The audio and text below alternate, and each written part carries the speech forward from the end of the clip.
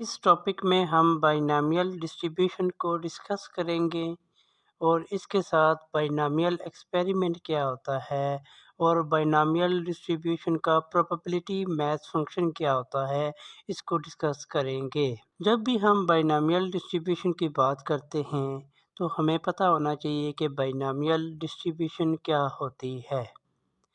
Binomial distribution का ताल्लुक binomial experiment से है। मतलब कि अगर हमारे पास एक एक्सपेरिमेंट जो हम कर रहे हैं वो बाइनॉमियल एक्सपेरिमेंट है, तो उस बाइनॉमियल एक्सपेरिमेंट से रिलेटेड जो डिस्ट्रीब्यूशन होगी उस डिस्ट्रीब्यूशन को हम बाइनॉमियल डिस्ट्रीब्यूशन कहेंगे। अब हमें ये पता होना चाहिए कि बाइनॉमियल एक्सपेरिमेंट क्या होता है। बाइनॉमियल एक्सपेरिमेंट की 4 कंडीशंस हैं। अगर वो इन 4 कंडीशन को एक एक्सपेरिमेंट फुलफ़िल करता है, फॉलो करता है, तो हम उस एक्सपेरिमेंट को बाइनॉमियल एक्सपेरिमेंट कहेंगे। अगर वो एक्सपेरिमेंट बाइनॉमियल है तो उससे जुड़ी हुई डिस्ट्रीब्यूशन को हम बाइनॉमियल कहेंगे। इस स्लाइड में हम ये देखेंगे कि बाइनॉमियल एक्सपेरिमेंट की कौन सी 4 कंडीशंस हैं। बाइनॉमियल एक्सपेरिमेंट की जो पहली कंडीशन है वो ये है, आउटकम ऑफ ईच ट्रायल में be classified into one of 2 categories, success और फेलियर। यहाँ पे कहने का मतलब ये है कि जो भी एक्सपेरिमेंट हम करें उसकी जो टोटल आउटकम्स 2 होनी चाहिए। टोटल आउटकम्स कितनी होनी चाहिए? 2 होनी चाहिए। और जब हम एक्सपेरिमेंट परफॉर्म करें तो उन 2 आउटकम्स में से एक आउटकम जवाब में हमारे पास आए। मिसाल के तौर पर जब हम एक फेयर कॉइन टॉस करते हैं तो हमारे पास 2 आउटकम्स होती हैं, हेड और टेल। और जब भी हम टॉस करते हैं तो या तो हमारे पास हेड आता है या टेल आता है। उन 2 आउटकम में से एक आउटकम आती है हमारे पास। ये नहीं होता कि इन दोनों में से कोई भी आउटकम ना आए।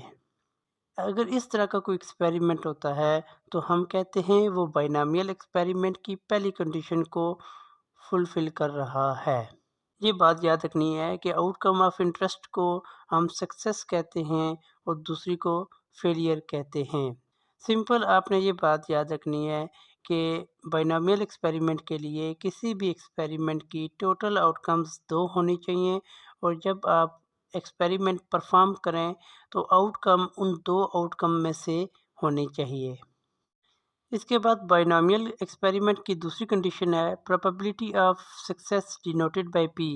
यानी कि सक्सेस की जो प्रोबेबिलिटी है उसको हम पी से डिनोट करते हैं, वो हर ट्रायल के लिए कांस्टेंट होनी चाहिए। जैसे हम कॉइन को टॉस करते हैं तो हेड की प्रोबेबिलिटी 1/2 होती है, टेल की प्रोबेबिलिटी भी 1/2 होती है।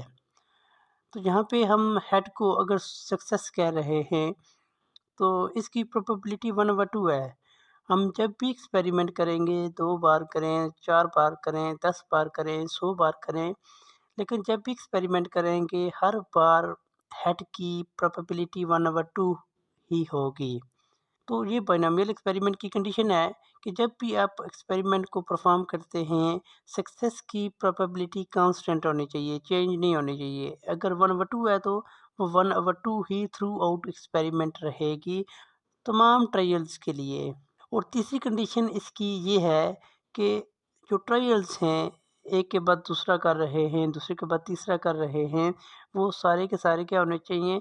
इंडिपेंडेंट होने चाहिए। मतलब ये है कि अगर आप पहली बार एक्सपेरिमेंट कर रहे हैं, इसके बाद आप दूसरी बार जब एक्सपेरिमेंट करते हैं, तो पहले एक्सपेरिमेंट का असर दूसरे एक्सपेरिमेंट पे नहीं होना चाहिए। कहने का मतलब ये है कि पहले एक्सपेरिमेंट की जो प्रोबेबिलिटी है, वो दूसरे एक्सपेरिमेंट की प्रोबेबिलिटी के ऊपर कोई असर नहीं डालेगी या कोई चेंज नहीं आएगा सेकंड प्रोबेबिलिटी के ऊपर।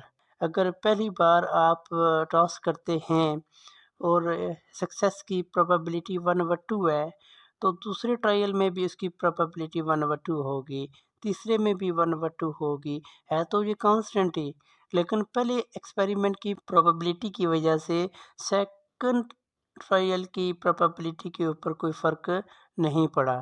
तो इस तरह के जो एक्सपेरिमेंट होते हैं उनको हम इंडिपेंडेंट कहते हैं। इंडिपेंडेंट का मतलब होता है आज़ाद। इस एक्सपेरिमेंट की चौथी कंडीशन ये है कि जब हम एक्सपेरिमेंट करते हैं तो पहले से ये डिसाइड करना है कि नंबर ऑफ ट्रायल्स कितने होंगे, कि कितनी बार हमने टास्क करना है। ये बात नहीं है कि अगर हम पहले हेड की बात करते हैं कि पहला हेड कब आएगा और जैसे ही एक्सपेरिमेंट के दौरान पहला हेड आ जाए और हम एक्सपेरिमेंट को छोड़ दें, ऐसा नहीं है। हमें पहले से डिसाइड करना है कि हमने 5 बार टास्क करना है, 6 बार टास्क करना है, कितनी बार टास्क करना है। ये डिसीजन हम एक्सपेरिमेंट करने से पहले लेंगे। और अगर हमने डिसाइड किया कि 5 बार टास्क करेंगे, तो अगर पहले ट्रायल पे ही हेड आ जाता है, तो हमें 5 बार टास्क पूरा करना पड़ेगा। मतलब कि ये इसकी कंडीशन है कि एक्सपेरिमेंट से पहले हमें ये डिसाइड करना है, ये बताना है कि एक्सपेरिमेंट को कितनी बार रिपीट किया जाए, कि नंबर ऑफ टॉसेस कितने हैं, नंबर ऑफ ट्रायल्स कितने हैं। बाइनोमियल डिस्ट्रीब्यूशन, बाइनोमियल एक्सपेरिमेंट को हम देख चुके हैं। अब इस स्लाइड में हम बाइनोमियल डिस्ट्रीब्यूशन के प्रोबेबिलिटी मैथ फंक्शन को देखेंगे। तो probability mass function of x is given by, जहाँ पे दिया हुआ है एन एक्स पी की पावर एक्स 1 नफी पी एन नफी एक्स, जबकि x 0 से स्टार्ट हो रहा है, n तक जा रहा है और x की इन वैल्यूज के अलावा ये हर जगह पे प्रोबेबिलिटी मैथ फंक्शन 0 के इक्वल होगा।